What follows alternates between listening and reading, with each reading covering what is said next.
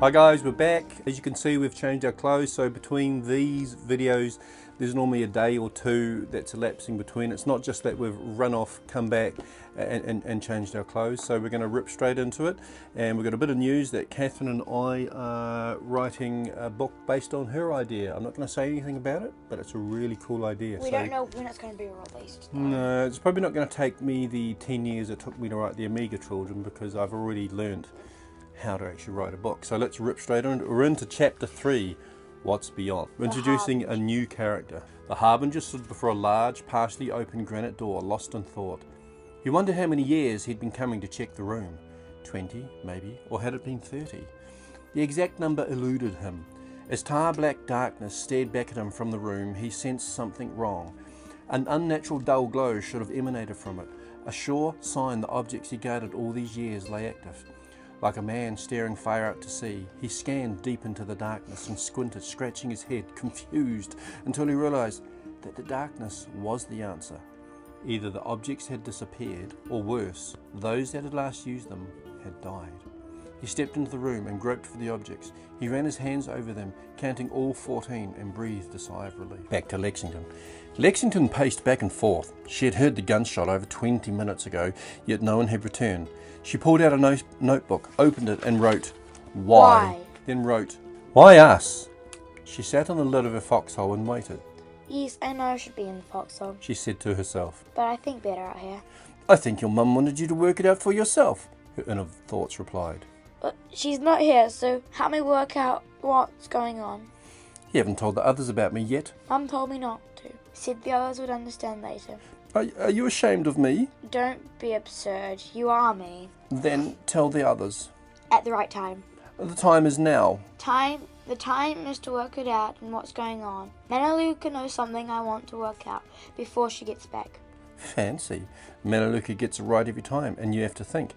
Maybe you just need what she's got.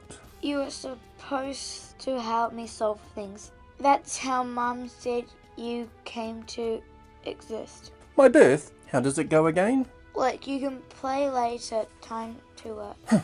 I never get to play. Maybe I just won't work. Lexington sighed. The last thing she needed was her mind rebelling. With nothing in the past 24 hours making sense, she needed its help analysing what little she knew. And Melaleuca knowing something she did not irked her. She imagined being Melaleuca and tried to have an instant feeling. Stop that! Stop what? Stop doing that feeling thing, it hurts me. Lexington grabbed her notebook and wrote, That's why. Her mind's voice silenced itself. Pen and notebook down, she rubbed her temples and pulled her hair back, resting her hands on her head. Why attack us? Who could possibly want us for what? Where to start? She thought of their library and her need to question her parents, even though they rarely answered. She knew the drill. All the cousins had done it 100 times before. One of the parents would take them somewhere, to a book, a piece of land, hand them an object, or draw a diagram for them, and then they had to work it out for themselves. But the parents were not here. She picked up a pen again and wrote down why, and then waited. And as soon as her thoughts spoke, she wrote, That's why, and her thoughts fell silent again. Feeling horrible for doing so, she wrote both words out several times until she felt sure her thoughts would behave. I need help, she said. State the question, said her thoughts meekly. Why us? I want answers now, before Melaleuca comes back. We need clues, or the others, so we can play act out recent events. Clues? Yes. No time for play acting. What sort of clues? Well, anything could be a clue. Yes, we need real proof. Evidence. I'm going back to search for it.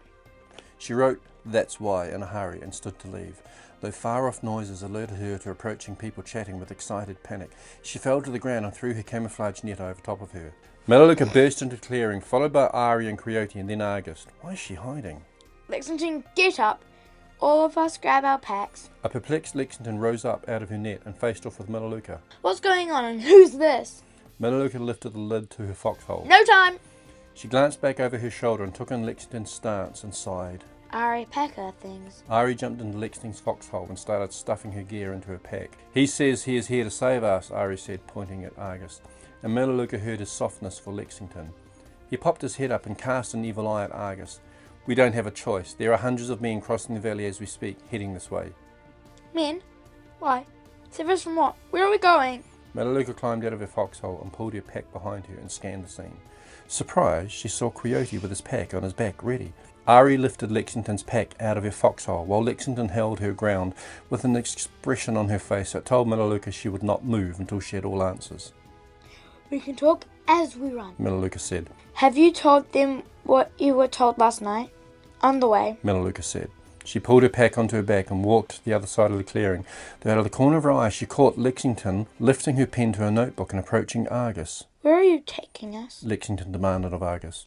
You must be Lexington, Argus said. Yes, Lexington. Dodeca varfor Arnor, to be exact. I have many questions. Save it, kid. Melaleuca bore her eyes on Argus and made a louder throat-clearing noise. She raised her eyebrows in questions. Your sister says to get going. Do it, Argus said. She is the leader. She is not my sister. She is my cousin. Where are we going? Argus threw his arms up in frustrated tiredness. Oh, for God's sake, over the hill. Doesn't matter right now. Let's just get going. In unison, Ari and Quixote both said, over the hill.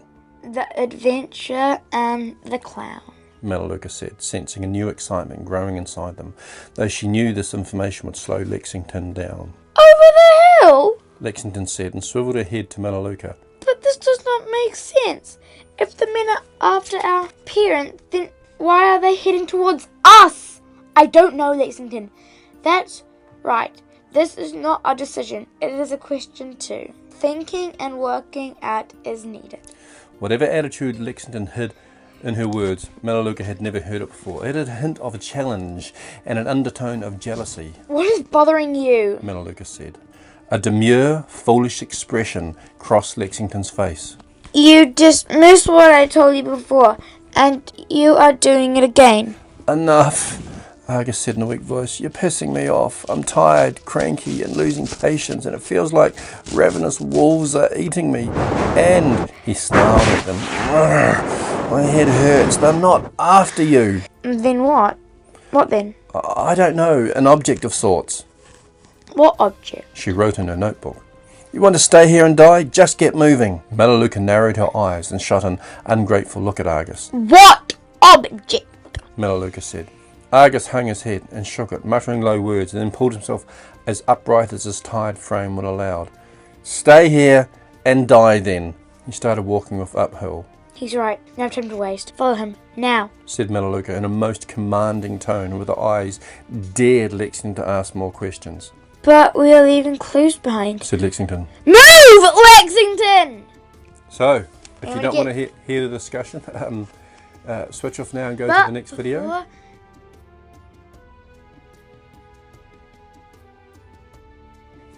If you want to read at your own pace, either get the link or buy your own copy of the book.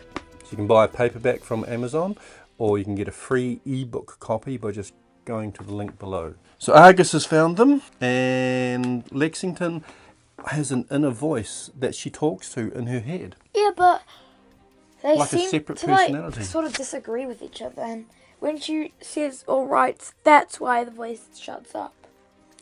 Yes, and the others don't know about the voice. Lexington wants to know lots and lots and lots and lots and lots of questions. She'd drive me a bit batty. They're obviously in danger, and Lexington just wants to sit around and ask questions. Well, obviously she doesn't want to die, but she probably just wants to know what's happening. Because she was just left at her foxhole for ages, and she had a bang of it a little while ago, and she was like, oh.